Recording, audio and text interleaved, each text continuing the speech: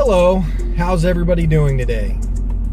It's another cold one here in central Illinois. I think it's right around 10 degrees right now with a wind chill of right around 0. Well, we've had weather like this now for about a week.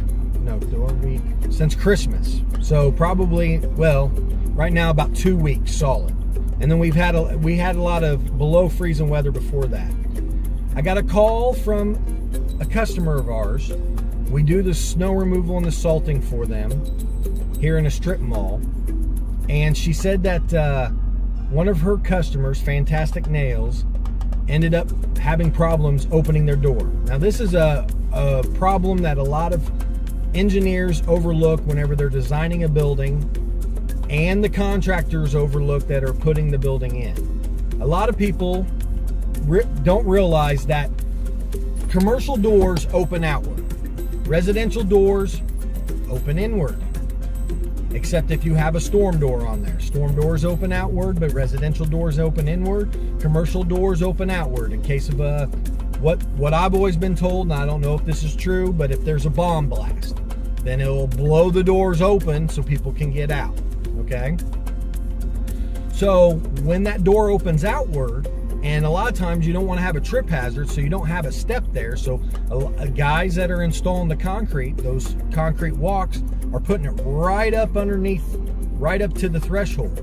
Well, here in the wintertime, if you don't do frost protection, and that means having a frost footing around it, and then maybe possibly putting styrofoam underneath it, it freezes the subbase when we have sub-zero weather like this.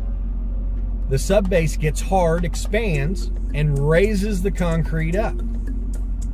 Then you're stuck with this being raised up till we have a thawing cycle, a couple weeks of above freezing temperatures both day and night,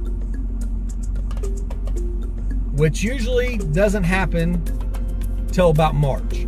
Because right now, as high as everything is, we're going to need probably a good 2 weeks of that type of weather in order for this to happen. Especially concrete is a somewhat insulator with an R value, a very poor R value, but it does have an R value. But once that concrete itself is below freezing, the surface itself, then what it does is permeates that cold into the subbase, and then the subbase freezes and raises it up. What we've done in the past in order to keep entrances from doing this, and especially if we have an engineer involved, or maybe not an engineer involved, we will possibly recommend, or he might have drawn up, putting a frost footing around just that area that the door is going to be coming in there, where we end up having that frost footing at each control joint, however it's going to work out with the walk, and then pour that separate and have expansion there, so the walks on the side can go up and down, but that one area in front of the door doesn't move because it's got a frost footing.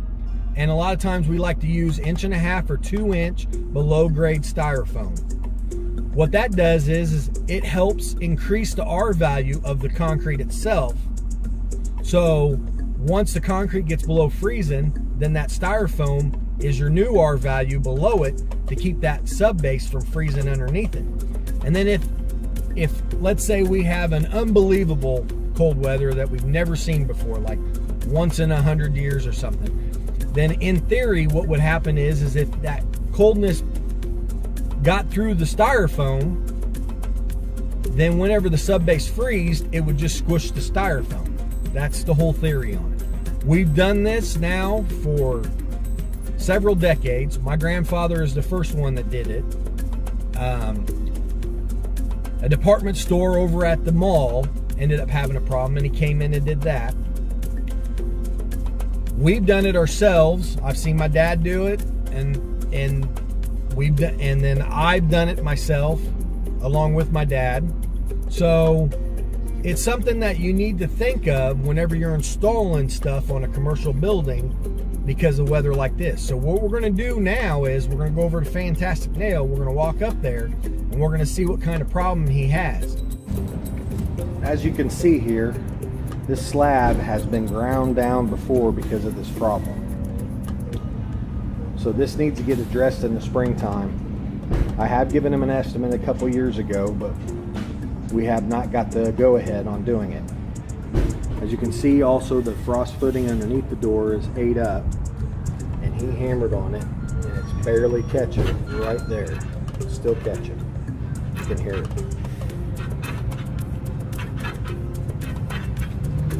And it's actually that patch, because they ground it down and then patched it back in. If it raises much more, we're going to have more problems such as this. So he also looks like he chipped some of it out and threw it to the side. I think he actually, I don't know if he hammered the door or if he hammered the concrete. I think he hammered the concrete. That's what it looks like. Some of these other doors. Look at that. Ate up that doorway right there. And here's the problem. They pinned that sucker in. They pinned it into something that ain't going to move. Well, it moves and never going to work. Yep, that's starting to catch right there.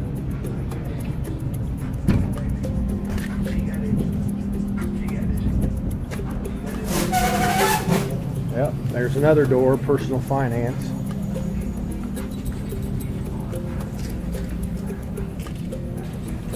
Tie place, it works all right.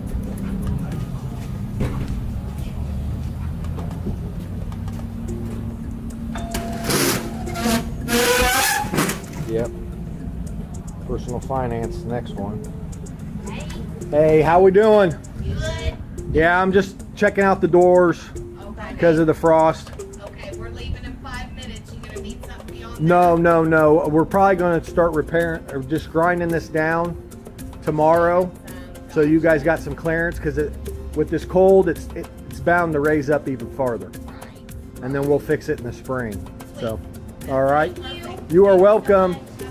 You too.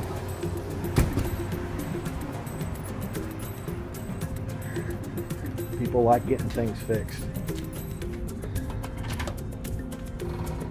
Fuji's, they raise their door up. You can see their threshold's higher than everybody else's. And then, well, they ground this down and then put this patch in here that's coming up. It's already starting to come up. So, don't have to worry about that door. They go nowhere. Well, I'm going to give her a call, see what she wants to do. My recommendations: grind for now, then this spring end up actually contracting this out to actually fix it, so this doesn't happen next winter.